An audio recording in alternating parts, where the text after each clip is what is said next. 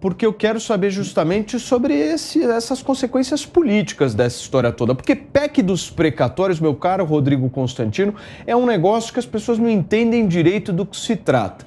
Mas se a gente fala de destinação de recursos, R$400 por mês, a compreensão é absolutamente outra. E o governo só vai conseguir justamente financiar esse programa graças a essa PEC. Então tem uma importância política aí gigantesca, não é, Consta? Daqui a pouquinho, justamente, o nosso Rodrigo Constantino vai falar sobre isso, mas eu queria muito pedir o seu voto na nossa enquete que está aberta agora no site da Jovem Pan, jp.com.br. Corre lá, vota e participa. No final do programa a gente traz o resultado.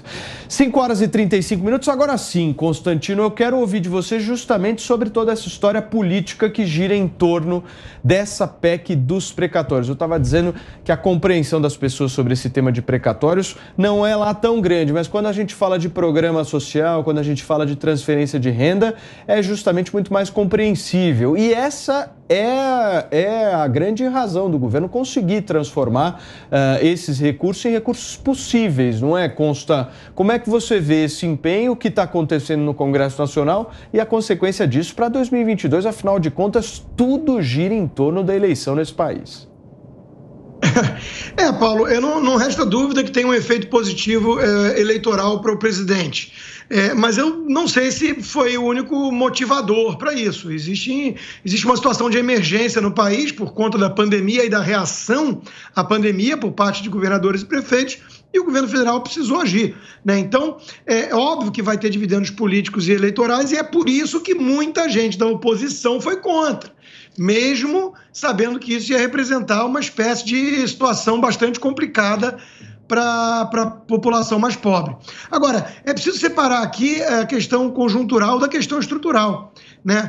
O auxílio emergencial, nessa condição que estamos vivendo hoje, ele é fundamental, e daí a necessidade da PEC.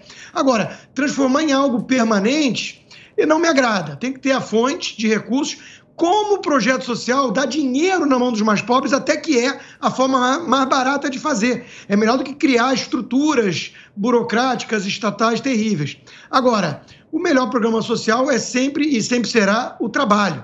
Então é preciso criar as condições para a produção de riqueza e emprego no país. É uma agenda liberal reformista de que precisamos. Esse governo tem encontra muitas vezes resistência no próprio Congresso. Ô Piperno, eu quero saber a sua opinião sobre essa questão de um auxílio permanente no Brasil. Você acha que o caminho não é esse também, assim como o Constantino, ou você defende?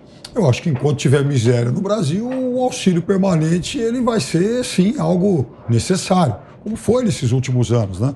Por sinal, muitas famílias saíram até do antigo Bolsa Família, outras acabaram entrando. Agora é óbvio que se o país gerar emprego, se o país avançar, a gente vai ter os filhos do Bolsa Família, os filhos do Auxílio, enfim, do Auxílio Brasil, mas provavelmente a gente não tenha os netos desses programas sociais, e a gente torce para que isso aconteça. Agora, em um país em que a gente tem, por exemplo, retração de PIB pelo segundo trimestre consecutivo, ou seja, recessão técnica, em um país em que o desemprego ainda está em 2 dígitos, em um país em que a economia cresce cada vez menos, a inflação está em 2 dígitos, e veja, pandemia é para todo mundo no mundo, só que os nossos indicadores eles são muito piores do que não só a média mundial, mas até mesmo dos emergentes. Então, com tantos indicadores ruins, vai ser muito difícil a gente gerar as condições necessárias para que todas as pessoas possam viver do seu trabalho.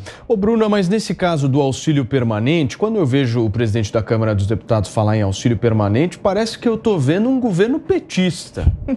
Pois é, Paulo. Você sabe que uma coisa que eu acho interessante a gente trazer ao debate, que não tem sido muito falado, eu só ouvi, acho que o Eduardo Vieira, se eu não me engano, falar isso no jornal Brasil Sem Medo, tá?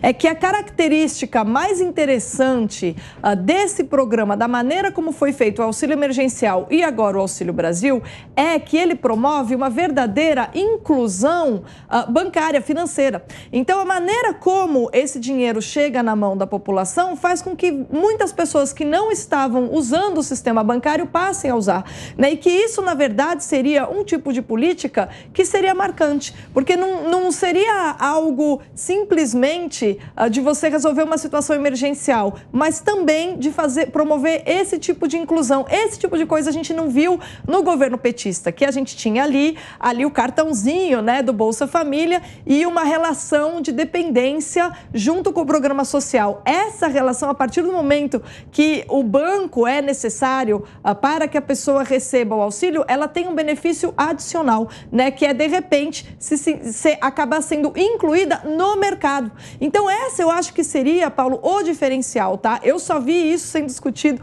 por essa pessoa que eu citei aqui e eu acho que está faltando um estudo um pouco mais amplo para a gente perceber a diferença desse programa social próprio do governo Bolsonaro e realmente com traços liberais mais marcantes do Bolsa Família, que tem uma tradição de manter a proximidade aí do eleitor ao partido que se coloca como um benfeitor, alguém que promove caridade.